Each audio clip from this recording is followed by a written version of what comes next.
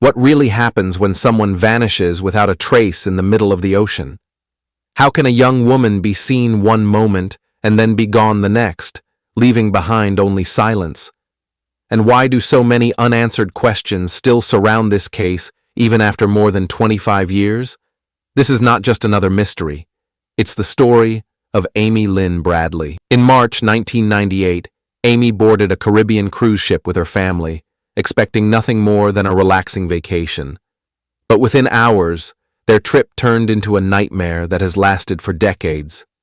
Amy was last seen by her father at sunrise, sitting on the balcony of their cabin. Just 30 minutes later, she was gone. No alarms, no clear explanation, only confusion, panic, and a trail of contradictions. The official reports point in many directions. Some say accident, others suggest she left by choice, but every theory leaves behind disturbing gaps. The ship was searched, the surrounding waters were searched, yet not a single piece of definitive evidence was ever recovered. And that's where the mystery deepens. Because behind the headlines and the documentaries, there's something most people don't know. The emotional truth carried by her family, especially her brother Brad. He was there on that ship. He lived through the chaos, the rumors, the endless search, and for nearly 3 decades, he has carried the weight of that morning, replaying it over and over again. In this video, we're not just revisiting the timeline. We're uncovering the questions that still don't have answers, the overlooked details, and the haunting memories that aren't in any official file. By the end, you'll see why Amy's disappearance remains one of the most unsettling, unsolved mysteries of our time. Every action you take here carries weight. One subscribe is not about this channel. It is about making Amy's voice louder. One like is not just a button. It is a sign that her story is still alive. The Royal Caribbean ship Rhapsody of the Seas left port in Puerto Rico under clear skies. For the Bradley family, it felt like stepping into a dream. There were buffets, pools, live music, and smiling staff at every corner. Amy looked radiant, short dark hair, athletic build, a big, easy smile. Brad later said his sister was the life of the trip, laughing, dancing, taking photos. But beneath her cheer, Amy still felt wary of the sea. She had told friends before leaving, "I just don't like the deep ocean. You don't know what's under there." By the second night, the siblings had found the ship's nightclub, a place called the Disco.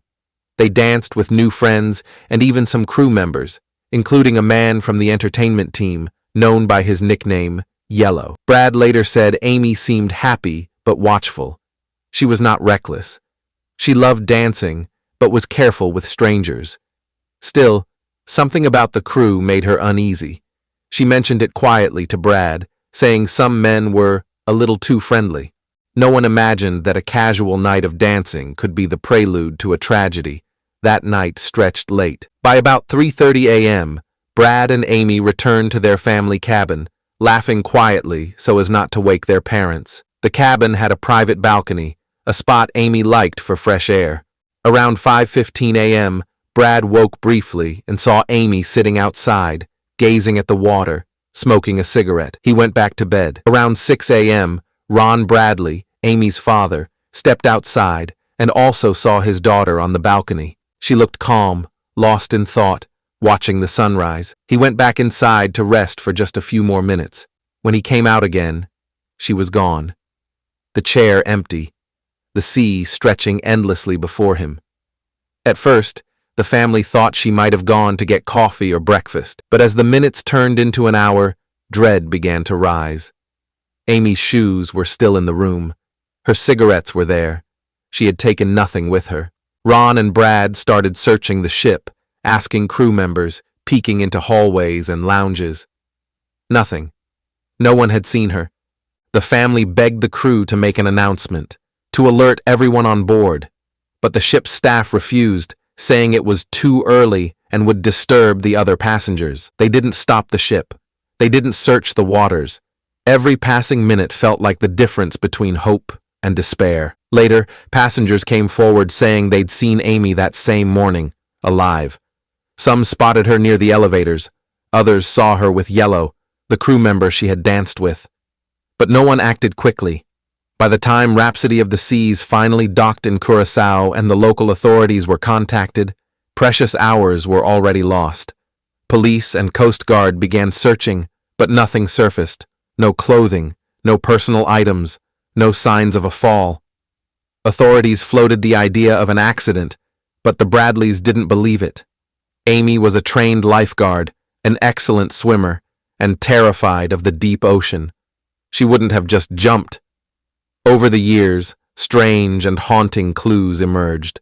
A U.S. Navy sailor once claimed he met a young woman in a Caribbean brothel who whispered that her name was Amy, but she vanished before he could return with help. Vacationers in Curaçao and Barbados reported seeing a woman who looked like her. One chilling photo of a woman on an adult website looked strikingly like Amy. Her family believes it was her. Each lead gave hope, and each one ended in heartbreak. Today, more than 2 decades later, Amy Lynn Bradley has never been found.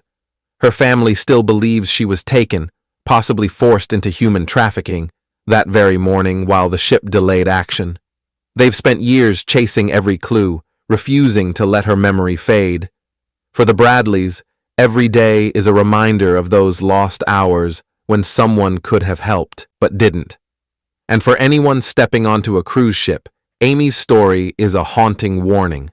Sometimes paradise hides unimaginable danger. If you care about Amy's story, share it. Talk about it. One voice, one share, could reach someone who knows the truth.